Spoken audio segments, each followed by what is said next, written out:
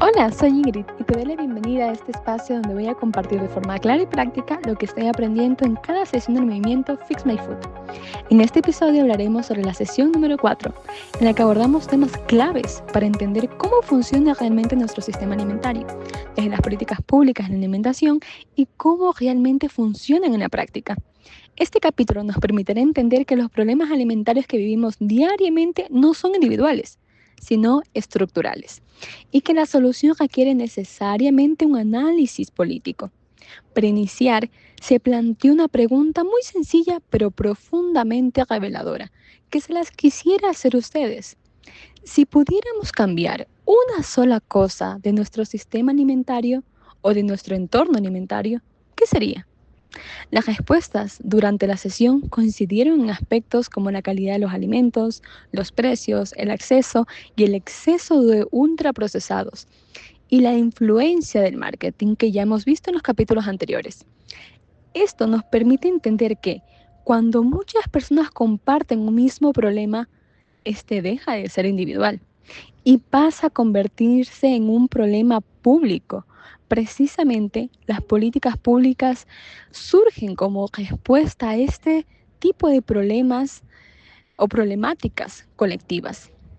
En este contexto, las políticas públicas no deben entenderse como decisiones aisladas, sino como mecanismos del Estado para garantizar derechos, como el derecho a una alimentación adecuada. Estas deben ser protegidas, deben ser progresivas, participativas e integrales.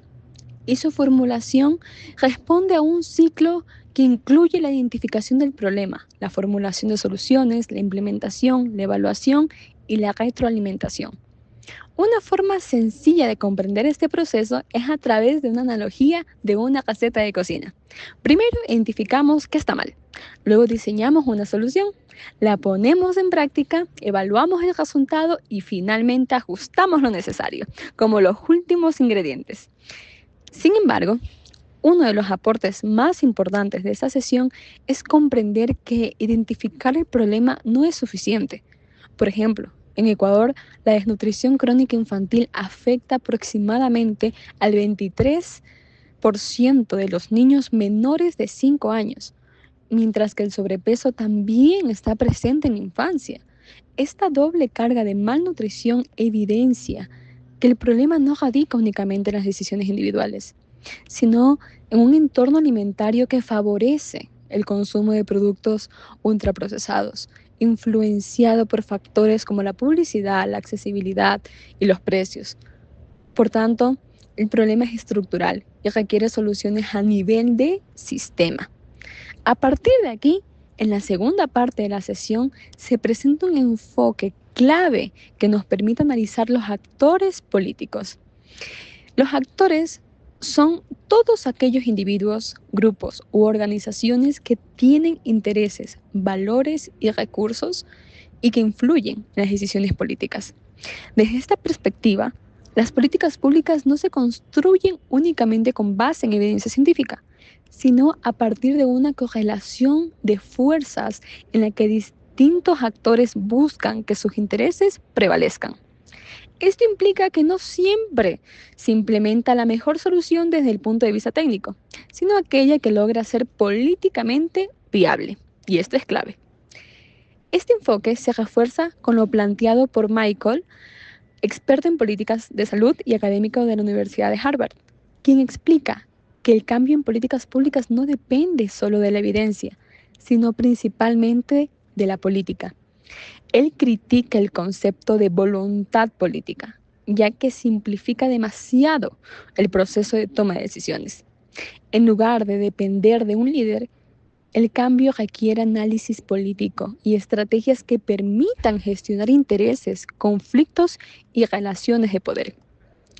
Para comprender mejor estas dinámicas, se utiliza el modelo del triángulo de las políticas, el cual integra 4 elementos. 1. Actores. 2. Contexto. 3. Procesos. Y 4. Contenido. Dentro de este modelo, los actores ocupan un papel central, ya que son quienes toman decisiones, negocian y ejecutan las políticas.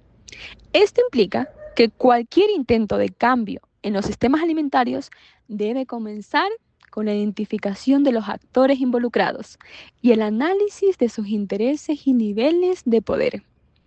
Los actores pueden agruparse en tres grandes sectores. En primer lugar, el Estado, que cumple funciones como regulador, financiador, evaluador y ejecutor de políticas. Sin embargo, es importante reconocer que el Estado no es homogéneo, sino que está compuesto por múltiples instituciones con intereses y responsabilidades diferenciadas. En segundo lugar, el sector privado, que incluye empresas, industrias y productores.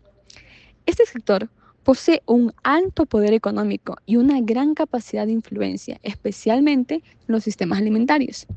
No obstante, no debe de ser visto únicamente como un actor negativo, sino como un actor que también puede formar parte de soluciones, siempre que existan regulaciones adecuadas. Y en tercer lugar, el sector social, conformado por la sociedad civil, organizaciones y comunidades, que representa las necesidades verdaderas de la población y cuya principal herramienta es la movilización y presión social. Un aspecto clave que se destaca en el análisis político es la distribución de costos y beneficios, que estoy segura que lo han escuchado.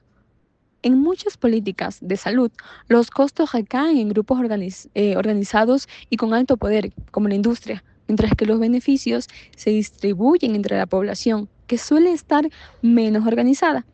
Esa situación genera lo que se conoce como un problema de acción colectiva, en el que los grupos con mayor poder se movilizan para oponerse a las reformas, mientras que quienes se beneficiarían no logran organizarse con la misma fuerza. Esto explica claramente por qué muchas políticas necesarias para mejorar la salud pública enfrentan grandes obstáculos. Para enfrentar esta situación, se propone el uso de herramientas como el mapeo de actores que permite identificar quiénes influyen en una política, cuál es su posición frente a ella y qué nivel de poder tienen. Este análisis es fundamental para evaluar la viabilidad política de una propuesta y para diseñar estrategias efectivas que permitan impulsar cambios. Además, es importante reconocer que la política implica conflicto. Los intereses de los actores no siempre coinciden y las tensiones son parte natural del proceso, como se mencionó durante la sesión. Por ello, en lugar de evitar el conflicto, es necesario comprenderlo y gestionarlo estratégicamente. En este sentido, experto en políticas de salud plantea que no basta con realizar un análisis político, sino que también es necesario desarrollar estrategias políticas. Estas estrategias se basan en cuatro elementos: los actores involucrados, el poder que poseen, su posición frente a la política y la percepción pública del problema. A partir de estos elementos, se pueden diseñar acciones para movilizar aliados, reducir la oposición, modificar posiciones y transformar la forma en que se percibe un problema. Un aspecto particularmente relevante es el manejo de la percepción. La forma en que un problema es presentado influye directamente en la aceptación o rechazo de una política. Por ejemplo, una reforma puede ser percibida como una mejora del sistema o como una amenaza, dependiendo de cómo se comunique. Esto demuestra que el lenguaje, los símbolos y las narrativas juegan un papel fundamental en la política pública. Finalmente, es importante destacar el papel de las herramientas actuales, como las redes sociales, que estoy seguro que todos tienen, que permiten analizar actores, identificar sus intereses y visibilizar problemáticas. Incluso cuando no existe una respuesta directa por parte de ciertos actores, su silencio o falta de posicionamiento también constituye una forma de información que puede ser analizada. En conclusión, esta sesión nos deja una reflexión fundamental. Los problemas alimentarios no pueden abordarse únicamente desde la educación individual, sino que requiere un enfoque estructural que considere los sistemas alimentarios y las dinámicas de poder que los configuran. para poder lograr estos cambios, no solo necesitamos evidencia científica, sino también habilidades políticas que nos permitan analizar actores, comprender intereses y diseñar estrategias efectivas. En otras palabras, mejorar la alimentación de la población implica también aprender a intervenir en la política, entendiendo que el cambio no depende únicamente de lo que sabemos, sino de cómo logramos que ese conocimiento se convierta en acción. Por ello, transformar estos entornos es clave para garantizar que una alimentación saludable deje de ser un privilegio y se convierta en un derecho verdadero para toda la población. Hasta la próxima. Gracias por escucharme.